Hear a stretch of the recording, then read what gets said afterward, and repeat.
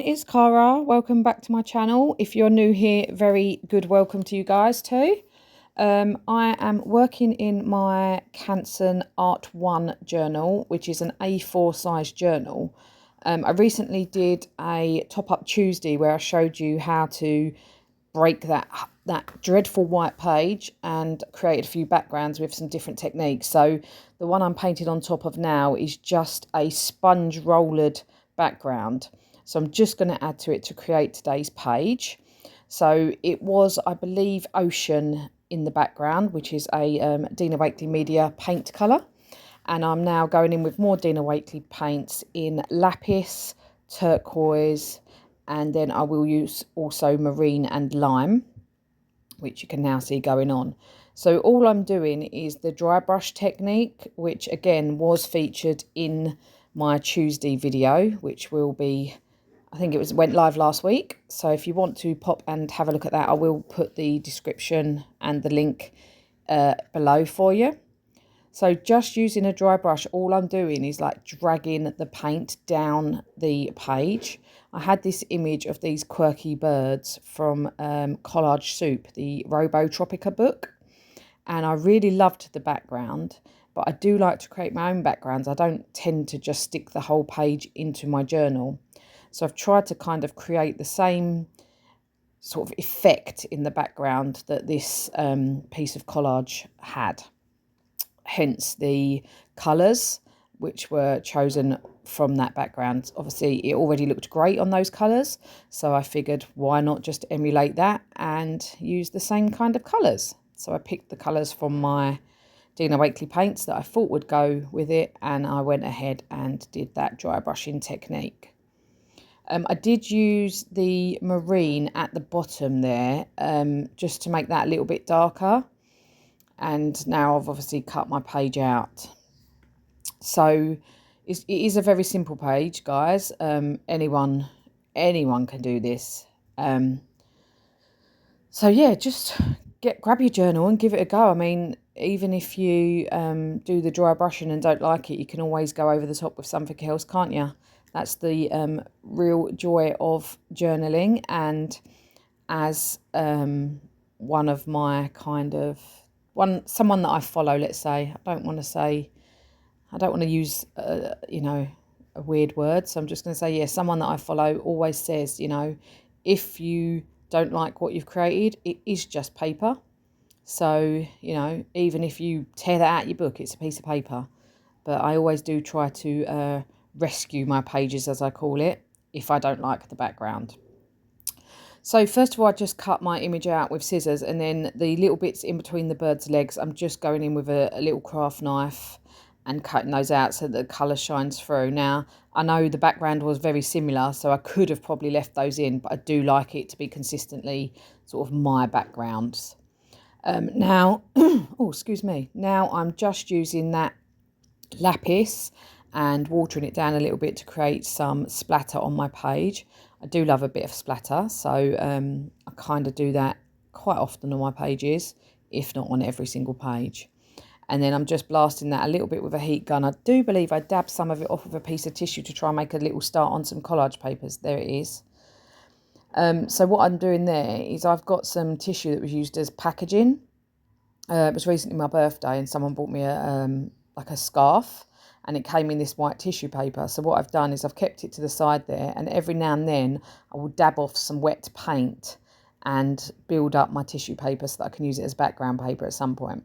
Okay, now I'm going in with some stenciling. This stencil is one that I created myself. It's just some really nice leafy shapes that I love. And I'm going in with, I think this might be Ocean. Yeah, I'm pretty sure it's Ocean, and then Lime on top of that, just to create some depth in the background for my birds, some light leaves coming down. Now, the original background had some real bright flowers in there, which I was going to cut out and add, but then when I saw the leaves, I decided that I just liked them the way they were, so I didn't put the flowers in on the end. I will save those for another project. So I'm just adding some leaves around the sides as well. You know, when your birds are on a twig. They don't just have leaves at the top, they have them all round. So I just thought I'd add a few around the sides as well to really bring that piece in together. And then again, you see that I'm blasting it a little bit with my heat gun.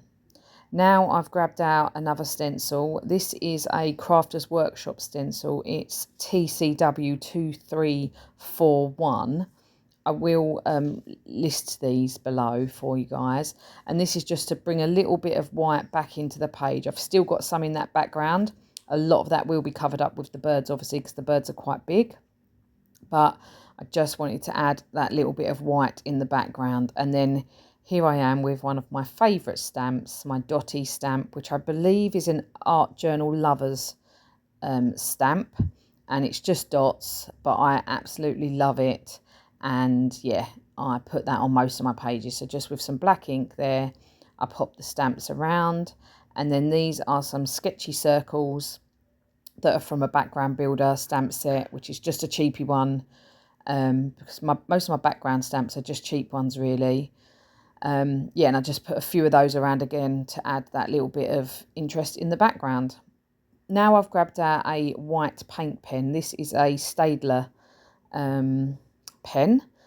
Just pump that to the side to get that ink flowing, and then I use that for some more splatter to kind of tie in with the white stenciling that I did in the Crafters Workshop stencil, the dots.